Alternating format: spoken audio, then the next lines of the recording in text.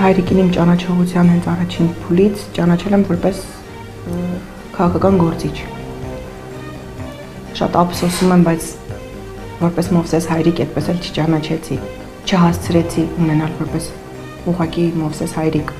Մովսես Գորգիսյանը Հայաստանը անկախ էր տեսնում դեռ 60-ականներին, երբ իր մի քանի գաղափարակիցների հետ կազմել էր գաղտնի հակախորհրդային խմբավորում։ Ազատամիտ գաղափարների համար հետապնդվում էին թե Մովսեսը, թե ընկերները, սակայն ոչինչ չէր կարող կանգնեցնել պատանիներին։ Սուքը հավերժ է, եթե պայքար չկա։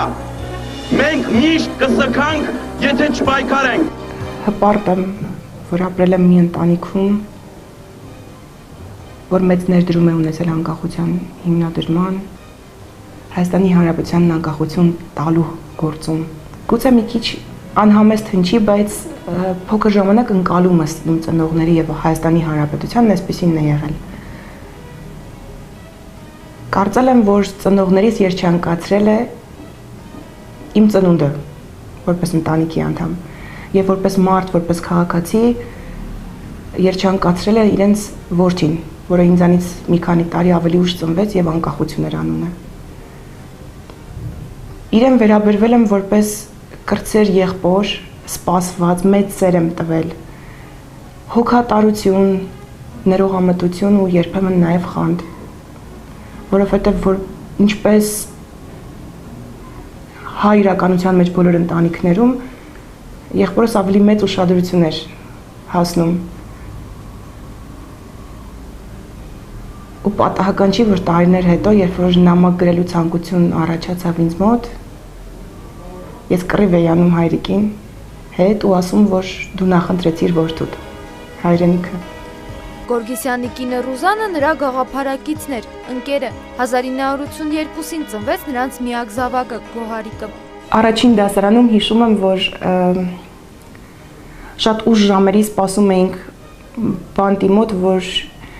ինչ-որ ոստիկան ընդհանուր համաձայնության արդյունքում ժամը 1-ին, 2-ին կամ գուցե ավելի ուշ, երբ հարմար լինի, կստեղծի մի հանդիպում եւ ես վերջապես կհանդիպեմ հայրիկին, իհարկե ես պատրվակով, ես կհանդիպեմ պատրվակով, արդյունքում շատ ավելի լուրջ քաղաքական հարցեր կլուծվեին, բայց իբրև փոքրիկը եկել է հանդիպման հայրիկի հետ եւ հաջորդ օրը պիտի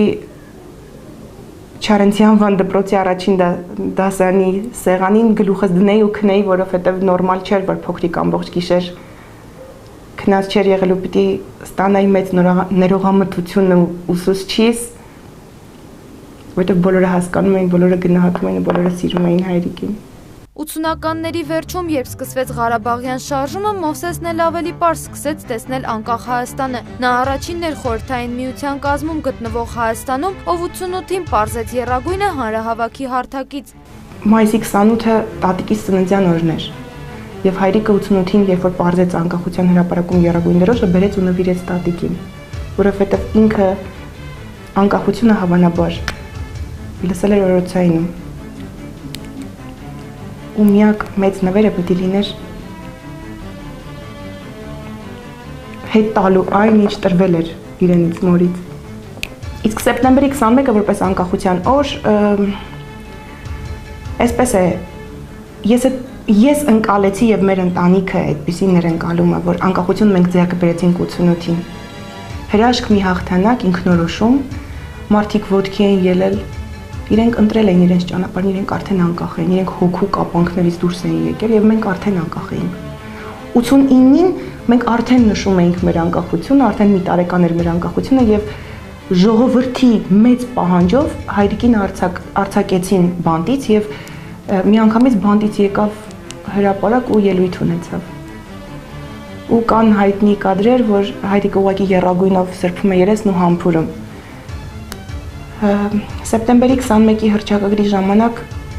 հայրիկն արդեն ողջ չէր։ Եվ այս անկախությունը մեզ համար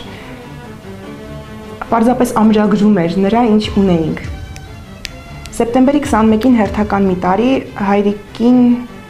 Հայաստանի Հանրապետությունը տվեց ազգային հերոսի կոչում։ Եվ մենք նույն շքանշանը բերեցինք ու հանձնեցինք տատիկիս, որովհետև արդյունքում գուցե ճիշտ տեղն էր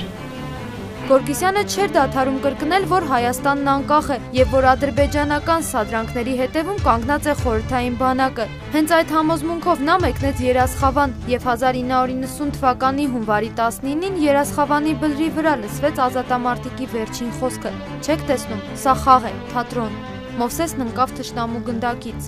Հայրիկին անկախության հրապարակում տեսա վերջին անգամ իր հուղարկավորությանը։ Ծափեր էին հնչում ու մարդիկ կրակում էին։ Մեծագույն գնահատական էր, որ կարող էին տալ առաջնորդին։ Ես ուղղակի բռունցք էի արել ու հիշում եմ, թե ոնց էր մի ողջ ազգ բռունցք արած երգում։ Միտինգ էր, հերթական միտինգ։ Մովսես Գորգիսյանը սիրում էր ասել, որ ունի զավակ Հայաստանի Հանրապետությունը, սակայն ժառանգ ունենալու հարցում գոհարը կայացրեց կարևոր որոշումը։ Ես պարտավորված էի ինձ զգում ունենալ Գորգիսյան ժառանգ, որովհետև հայրիկը չուներ որդի եւ ես կարևորում էի իրենից մի փոքրիկ մասնիկ թողնելը։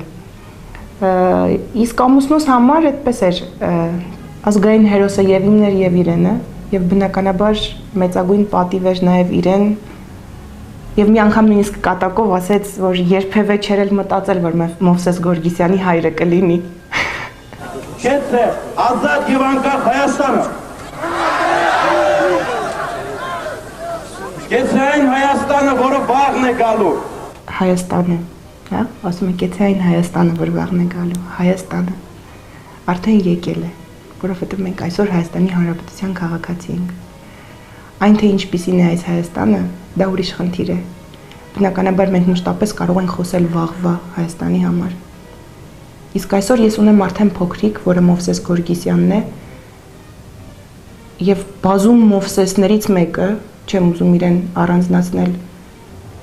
եւ որը ուղղակի այդ խոսքերից հետո ասում է, այդ ես եմ վաղվա Հայաստանը։ Ես ուզում եմ հավատալ, որ մենք հրաշք սերունդ ունենք, որ մենք կերտելու ենք մեր վաղվա Հայաստանը, հենց այն Հայաստանը, որ վաղը չուզենք կրկնել այդ խոսքերը։ Թող որ հայրիկի խոսքերը զիջեն գամի փուլ, որ հայրիկի հրաշք խոսքը զիջի մեկ ուրիշ հրաշք խոսքի։